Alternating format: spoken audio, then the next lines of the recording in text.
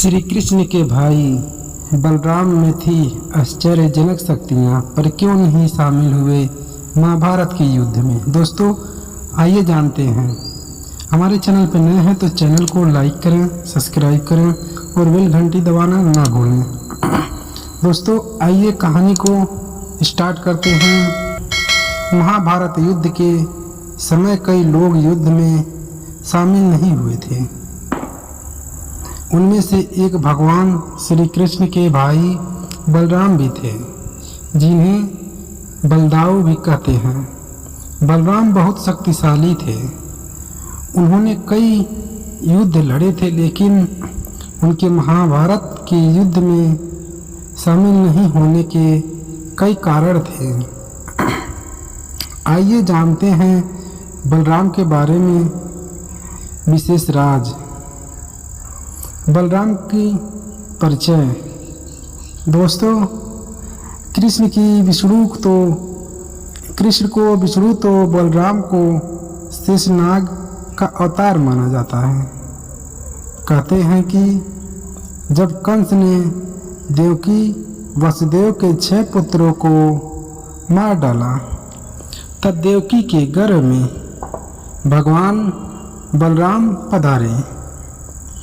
योग माया ने उन्हें आकर्षित करके नंद बाबा के यहाँ निवास कर रही श्री रोहिणी जी के गर्भ में पहुँचा दिया।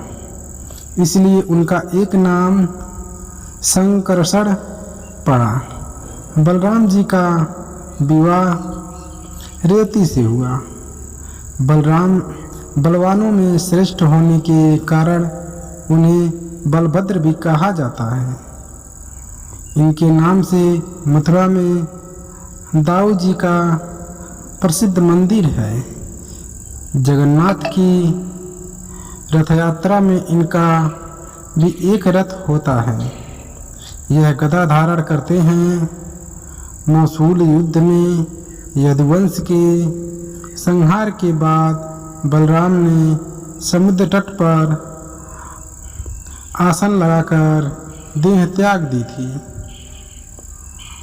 जरासंध को बलराम जी ही अपने योग प्रतिद्वंदी जान पड़े। यदि श्री कृष्ण ने मना ना किया होता तो बलराम जी प्रथम आक्रमण में ही उसे यमलोक भेज देते। महाभारत के युद्ध में क्यों नहीं शामिल हुए? भगवान कृष्ण के बड़े भाई बलराम ने श्री कृष्ण को कई बार समझाया कि हमें युद्ध में शामिल नहीं होना चाहिए, क्योंकि दुर्योधन और अर्जुन दोनों ही हमारे मित्र हैं। ऐसे धर्म संकट के समय दोनों का ही पक्ष ना लेना उचित होगा। लेकिन कृष्ण को किसी भी प्रकार की कोई दुविधा नहीं थी। उन्होंने इस समय समस्या का भी हल निकाल लिया। उन्होंने दुर्योधन से ही कह दिया था कि तुम मुझे और मेरी सेना दोनों में से किसी एक का चयन कर लो। दुर्योधन ने कृष्ण की सेना का चयन किया।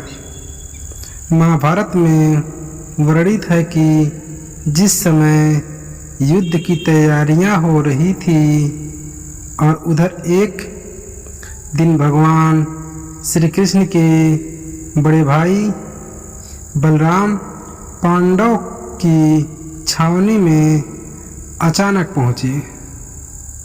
दाऊ भैया को आता देख श्री कृष्ण, युधिष्ठिर आदि बड़े प्रसन्न हुए। सभी ने उनका आदर किया। सभी को अभिवादन कर बलराम धर्मराज के पास बैठ गए। फिर उन्होंने बड़े व्यतीत मन से कहा कि कितनी बार मैंने कृष्ण को कहा कि हमारे लिए तो पांडव और कौरव दोनों ही एक समान हैं। दोनों को मूर्खता करने की सूझी है। इसमें हमें बीच में पढ़ने की आवश्यकता नहीं। पर कृष्ण ने मेरी एक ना मानी।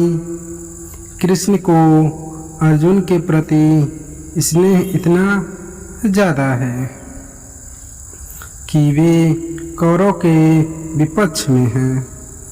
अब जिस तरफ कृष्ण हो उसके विपक्ष में कैसे जाऊं? भीम और दुर्योधन दोनों ने ही मुझसे गदा सीखी है।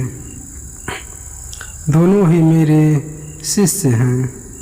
दोनों पर मेरा एक जैसा स्नेह है।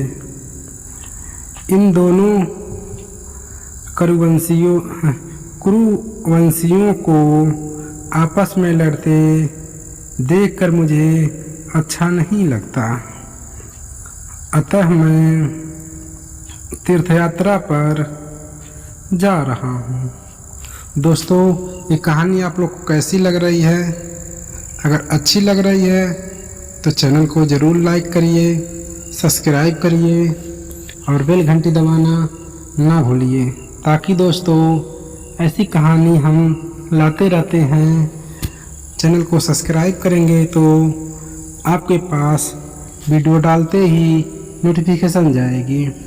दोस्तों, हमारे चैनल को लाइक करिए, सब्सक्राइब करिए। थैंक यू दोस्तों, थैंक यू। फिर मिलते हैं अगले वीडियो में। तब तक के लिए धन्यवाद दोस्तों, धन्यवाद।